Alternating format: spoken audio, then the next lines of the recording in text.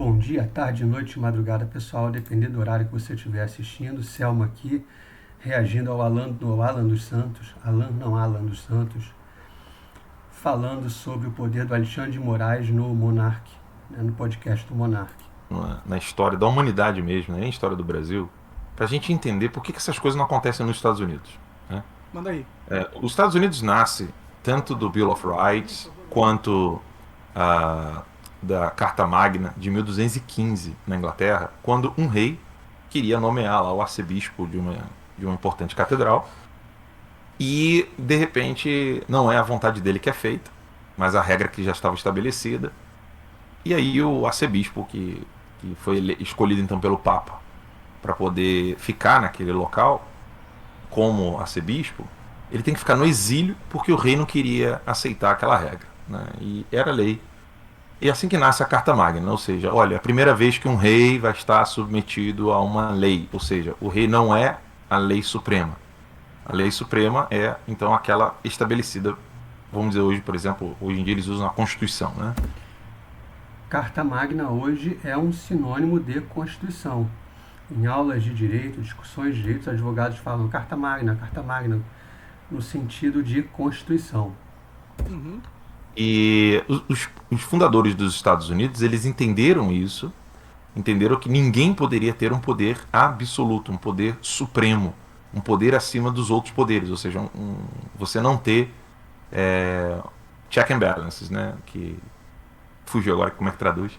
Mas o Freios e contrapesos? freio e contrapeso. E aí o que acontece? Isso é tão forte na cultura americana. Você deve ser fã também, eu gosto pra caramba de DC, né? DC Universe. Sim, gosto. Gosto Gosto mais de DC. anime, mas eu gosto da DC também. Melhor que Então, Marvel hoje em dia. Não, a DC, o universo da DC, os desenhos, né? São infinitamente melhores do que o live action, né? Uhum. E foi por indicação do Max Cardoso e do Joe Bennett. O Joe Bennett trabalhou, né? Pra DC e tá pra Marvel. É um brasileiro que desenhista pra fera e foi perseguido porque não reza a cartilha da esquerda. Mas enfim, por conselho do Max, eu fui assistir alguns episódios. E tem um episódio chamado Doom, do Batman, onde o inimigo lá, o vilão, ele consegue pegar um plano do Batman e freia toda a Liga da Justiça. Nisso que ele freia toda a Liga da Justiça com o plano do Batman, o Batman vai lá, desfaz, enfim, acabou o desenho, termina o episódio, maravilhoso, um filme, né? E a Liga da Justiça vai julgar a traição do Batman, né? Porque o Batman tinha um plano para poder frear todos eles e não falou com ninguém. Pode crer. Quando o Superman ainda tá falando isso, a Mulher Maravilha fala assim: antes de qualquer julgamento, o Batman tem que apresentar a defesa. Então, due process. Está Devido processo legal aqui no Brasil. no desenho. Né?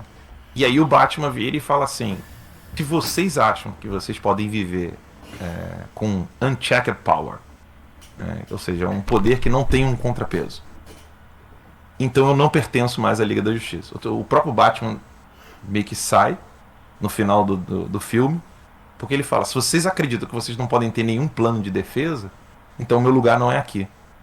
Eu tô dando spoiler aqui, né? Se alguém quiser assistir depois. Mas faz sentido. Porque isso significaria que os heróis estão se colocando acima de qualquer coisa. Eles não tem alguém que poderia pará-los. Eles não querem ser parados de nenhuma forma. Isso. E o Batman não confiava que o governo pudesse fazer isso, né? Isso tá no Civil War, né, da Marvel. Uhum. E o Superman, como um sinal de lealdade, entrega ao Batman uma bala de kryptonita. Uma munição, né? De kryptonita. Uhum. Caso a Liga da Justiça venha a servir não mais aos homens, ao povo da Terra, então o Batman era o único homem justo que o Superman confiaria entregar aquela bala aquela munição, para que ele pudesse ser freado. Ou seja, essa noção de check power, né? Ou seja, poder que pode ter pesos e contrapesos, ela é tão vigente nos Estados Unidos que ela está em desenho animado. Ela está em filme de cartoon, né? Sim. As obras da cultura americana todas estão reforçando algum valor, se vocês repararem, né?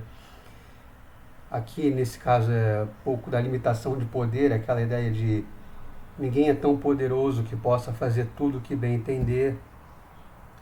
Também tem a ideia, aquelas que reforçam a lealdade com os amigos, sentimento de família, de amizade, de companheirismo, da vida como valor supremo acima de tudo.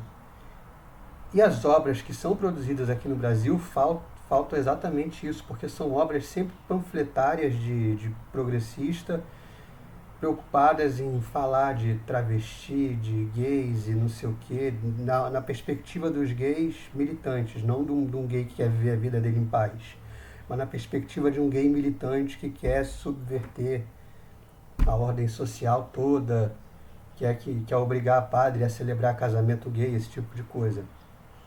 E exigem um monte de coisa de você usando, dizendo que é respeito, dizendo que o que eles querem é respeito, quando na verdade não é. Então, as obras brasileiras aqui, elas não têm essa função que as obras americanas muitas vezes têm, que também estão deixando de ter em alguns lugares, né? Como na Marvel, por exemplo. Mas as obras americanas tinham essa coisa mais moralizante, reforçar os valores que você recebia na sua casa. Não mentir, ser companheiro, ser amigo, ajudar quem está precisando, ajudar a preservar uma vida. Isso eram as coisas que vinham nessas obras. E agora se meteu uma certa noção de justiça social em cima dessas obras, que na verdade não estão fazendo bem para ninguém, essas estão sendo rejeitadas pela sociedade e cada vez mais o número de vendas e ingressos, essas coisas estão caindo, né? Sim, sim. Ou seja, no Brasil... Eles passam esse conceito para as crianças desde cedo, né? É um processo de educação da própria cultura americana, né? Eles ensinam os princípios da democracia deles embutida nos personagens que são referência para uma... Reforça o que a criança aprende em casa e na escola, de uma maneira lúdica, num quadrinho, num desenho, num filme. Perotada aí para um monte de gente. E para adulto também, né? Que também gosta de ver isso aí. Sim, porque, convenhamos, né, Monark? O que acontece se aqueles que eu e você consideramos serem bons tivessem poderes absolutos? Vai chegar uma hora que eles são seres humanos, eles vão tomar decisões ruins e tem que ter um contrapeso, seja lá de quem vier, para poder impedi-los. Sim. Sim, no regime saudável, você tem poderes diferentes convivendo e um sendo o limite do outro. Isso é o mínimo de um regime minimamente saudável. Isso tem que existir. Sim. Quem não consegue entender isso, pensa que é Deus. Sim, exato. Porque ele acha... E sempre tem esse pensamento mesmo. Sempre esses caras que são autoritários pra caralho, eles se sentem fazendo a coisa boa, né? Será que... Olha, eu acho, não sei se... Nem sempre. O Alexandre de Moraes pensa que tá fazendo maldade, tá ligado? Eu acho que talvez na cabeça dele ele esteja realmente protegendo algo, entendeu? Mas... Não, porque ele já violou a Constituição, violou o regimento interno do STF, violou tudo, direitos e garantias fundamentais, direito à individualização da pena, nesse caso agora dos presos do 8 de janeiro. Ele não está com essa consciência porque ele está sabendo que ele está quebrando os direitos mais básicos das pessoas e desrespeitando a Constituição brasileira absurdamente. O Alexandre, eu já acho que ele tem um perfil de psicopata mesmo, né? Você o acha, Barroso, cara? Sim, o Barroso tem esse perfil que você acabou de dizer, que é o perfil do histérico, né? O Barroso, o Lula, eles têm esse perfil de acreditar na própria mentira, sabe? De pronunciar as coisas. O que é o histérico? O histérico é aquele que não fala o que vê, mas ele passa a sentir aquilo que ele está falando. Pode crer. Esse é o histérico. O Lula sente o que ele fala. Ou seja, ele já começa a sentir não mais aquilo que está ao redor dele, mas aquilo que ele está falando. Eu já acho o contrário. Eu já acho que o Lula é um psicopata nojento. Que o Lula não tem o menor sentimento pelo que quer que seja. Não acho que esse seja o caso do Lula, não. Então, ele é um bom mentiroso. Isso, esse é o próprio do histérico. O Sim. Lula é assim, o Barroso é assim. Já o Dirceu e o Alexandre de Moraes, não, eles já têm um perfil sem sentimento, já é um perfil muito mais característico de um psicopata. Frio e calculista. Uhum. Entendi. É preocupante, né? Porque a gente então tem um cara que pode ter um perfil psicopata com poderes supremos mesmo, né? Porque eu falo isso pra galera, a partir do momento que ele tem ele se deu o luxo de ignorar a Constituição, que está claramente vedando censura em qualquer hipótese, e ele ignora, significa que não existe mais nada. Não existe mais a bala de criptonita do Alexandre de Moraes, entendeu? Não... Chama-se Rodrigo Pacheco, só que o Rodrigo Pacheco está atuando em conjunto com Alexandre de Moraes. Então, o que fazer, né? Esse é o problema. A gente tem uma medida aí para parar o Alexandre, mas o Rodrigo Pacheco não vai fazer isso. E, além disso, tem-se também a CPI do abuso de autoridade do Van Hatten, que está lutando para conseguir assinatura para ser instalada. Esse é o problema. Não tem mais nada que freie o cara. Porque é a Constituição que delimita os poderes dele. Se ele pode ignorar o que delimita os poderes dele, ele não tem limite nos poderes dele. E hoje a gente vive numa ditadura do judiciário justamente porque a gente tem um judiciário sem nenhum contrapeso. Sem nenhum freio, nenhum contrapeso, né?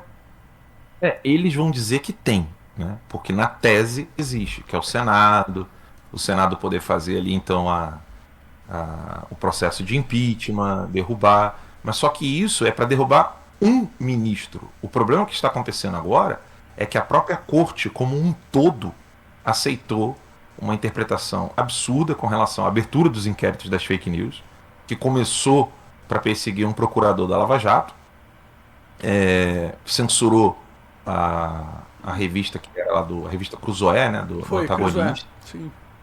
E depois o próprio Terça Livre. E é o STF como instituição quem está fazendo isso. Ou seja, o Alexandre de Moraes ele está ali enquanto pessoa, como agente, né? Mas a instituição como um todo é quem está fazendo isso. E aí como é que o Senado para o STF inteiro? Isso é um pepino. Nós estamos diante de um problema um tanto complexo, porque... Mas só de meter o impeachment no Alexandre de Moraes, as coisas já melhoram um pouco, né? Já dá um susto nos outros, do tipo, opa, pode chegar na gente também. E o inquérito está com o Alexandre de Moraes. Então, dando o impeachment nele por conta desse inquérito, inclusive, as coisas já melhoram muito. O problema é o Pacheco. Se ainda existisse, de fato, e não apenas no papel, o contrapeso do Senado, nós poderíamos, então... aqui está dizendo New Audio Detector. Vocês estão me ouvindo bem aí? Tá de boa. Tá com um pequeno chiadinho só, mas... Pois eu tô ouvindo esse chiado. Também tô ouvindo esse chiado. É meio corrente elétrica. Se tiver um fio elétrico passando por cima do fio do microfone, talvez seja algo assim. Deixa eu tirar o fone aqui. Será que se eu... Vamos continuar, depois eu tento tirar. Acho que senão vai... Exato. Vamos embora. E aí o problema de você ter soluções em tese é que essas soluções elas não estão no mundo real. E debater palavras, como por exemplo, não, nós defendemos a democracia. Então, você precisa dizer o que é democracia? Prender pessoas sem devido processo legal? Democracia é você não ter acesso aos autos? Democracia é você mandar invadir casas de pessoas usando o poder executivo, né? Que é uma das coisas que os americanos aqui, os meus advogados, quando iniciaram meu processo de asilo, eles tiveram uma grande dificuldade de entender como que a Polícia Federal, que é do poder executivo, estava obedecendo uma ordem do poder judiciário para atacar o próprio executivo. E uma ordem ilegal ainda, né? Pior ainda. Sim. Eu estou surpreso que o advogado tem entendido qualquer coisa ali nos Estados Unidos, qualquer coisa. Porque aqui está um caos absoluto. Os americanos tinham dificuldade de entender isso, né? Porque isso não entra na cabeça deles. E aí, o que aconteceu foi, no Brasil, o que está acontecendo nesse exato momento é um imbróglio jurídico onde a obviedade não é discutida. A obviedade você tem as decisões monocráticas de um e outro ministro da Suprema Corte, sendo que ninguém mais está respeitando a própria Constituição e quem deveria guardá-la é quem está ferindo-a de morte. Pois é. É o maior inimigo mesmo. Não E sei. é por isso que eles usam a palavra democracia, né? Porque é uma estratégia clara. Se você vai fazer algo de errado, se coloque totalmente o oposto, como se fosse o defensor como se você fosse o defensor daquilo que você quer destruir, e acuse os seus inimigos como se fosse o inimigo da... Eu acho que não. Acho que eles têm dois conceitos de democracia brigando. Não é questão de destruir a própria democracia, que tem dois conceitos de democracia brigando. Um deles é a ideia de que a democracia é o seu direito de liberdade de expressão absoluta, e o outro, que está tratorando todo mundo, é que a liberdade de expressão não é absoluta. Ela é. Quando você ultrapassa alguns limites, você é punido depois de fazer o uso da sua expressão. E não ao contrário, não como o Alexandre está fazendo, que ele está punindo você de uma forma que você não pode mais se manifestar, porque aqui é meio que uma futurologia. Aquilo que você vai dizer no futuro é antidemocrático. Então, cale a boca desde agora. Esse é o conceito de democracia que está em choque com a nossa ideia de democracia. Então, qual a democracia que o Alexandre está defendendo? É essa daqui. E aí a gente precisa restabelecer a democracia que nós sempre tivemos, a democracia que sempre foi nossa. Só que para isso precisa, como o Senado não tá se mexendo, precisa da gente rezar para o Van Hatten conseguir logo essas assinaturas para a CPI do abuso de poder. Então é basicamente isso, né? Até a próxima aí, pessoal. A gente se fala. Valeu quem assistiu. Tudo de bom.